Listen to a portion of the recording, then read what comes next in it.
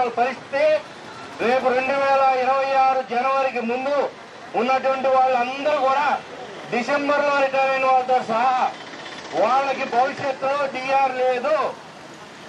భవిష్యత్తులో మార్చి 25వ తారీఖు 2025 మార్చి 25వ తారీఖు మనకి 72 పెన్షన్ రూల్స్ని మారుస్తూ పెన్షన్ వ్యాలిడేషన్ చట్టాన్ని సవరణ చేస్తూ అది సపరేట్గా పెట్టే ప్రతిపక్షాలు ఎక్కడ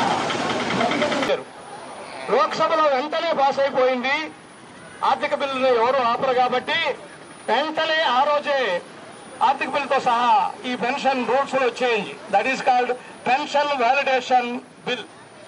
అది ఆ మరుసటి రోజు 28వ ఏమో రాజ్యసభకు వెళ్ళింది. రాజ్యసభలో కూడా ఆర్థిక బిల్లుతో పాటు ఇది కూడా పాస్ అయిపోయింది. పాస్ అయిన వెంటనే మార్చి 29వ తారీఖు ఇది రాష్ట్రపతి గారి సంతకం కూడా అయిపోయింది.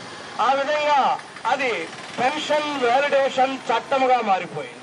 ఆ చట్టం బయటకు వస్తే అప్రూవర్ వస్తుందని దాన్ని బయటకు పెట్టకుండా దాచిపెట్టడం జరిగింది. ఇది ఎంత దాచిపెట్టినా ఆ ఆలస్యాన్ని నిలబెట్టారని చెప్పి నేను మరొకసారి మీ ముందు అందరికీ ఉద్యమాలను తెలియజేస్తా ఉన్నాను. ముసలి వాళ్ళని పెండింగ్ లో ఉన్న డిఆర్లను వెంటనే పెండింగ్ లో ఉన్న డిఆర్లను వెంటనే నియమించాలి. 12వ పిఆర్సీని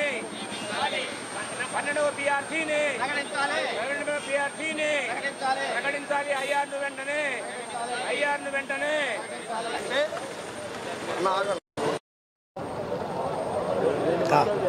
ప్రధానమైన డిమాండ్స్ వాళ్ళు ముందు పెడుతున్నారు.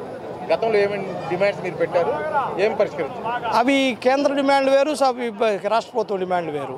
ఇవి మెయిన్గా ఫస్ట్ డిమాండ్ పెన్షన్ వ్యాలిడేషన్ చట్టాన్ని రద్దు చేయాలనేది ప్రధాన డిమాండ్ అండి. ఇక్కడ మాకు 1972 నుంచి ఉన్న పెన్షన్ రూల్స్లో ఉన్న మా పెన్షనే ఇక బతికిన రోజులు ఎప్పుడు ఒకసారి రిటైర్ అయిన తర్వాత ఆ రోజు ఉన్న పెన్షనే ఇక జీవితాంతం ఉంటుందంటే వీడు బతికేదేట ముసలోడు అయిన తర్వాత జబ్బులు పెరుగుతాయి, ఇన్ఫ్లేషన్ పెరుగుతుంది. ఇన్ఫ్లేషన్ పెరిగినప్పుడు మరి రేట్లు పెరిగితే మాకు దానికి అనుగుణంగా డిఆర్లు పెంచాలి. డిఆర్లు పెంచము, ఫిట్మెంట్ ఇవ్వమంటే మేము తీవ్రంగా నష్టపోతాం. అందుకని మాకు ప్రధానమైన డిమాండ్ అదే అండి. మిగతా డిమాండ్లు కన్నా అది ప్రధానమైన డిమాండ్. మిగతా వాటి గురించి ఎక్కువ మా అవసరం లేదు.